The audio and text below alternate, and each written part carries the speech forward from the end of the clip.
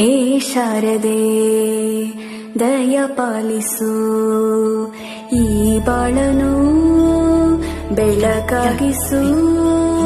ಹೇ ಶಾರದೆ ದಯ ಪಾಲಿಸು, ಈ ಬಾಳನು ಬೆಳಕಾಗಿಸು. ನಾಳೆಗಳ ದಾರಿಯಲ್ಲಿ ನಂಬಿಕೆಯ ನೆಲೆಯಾಗಿರಿಸು, ಮುನ್ನಡೆಸು. ಕೈ ಹಿಡಿದು ನಾವಾಡೋ ಪದ ಪದದಲ್ಲೂ ಸಂಚರಿಸು.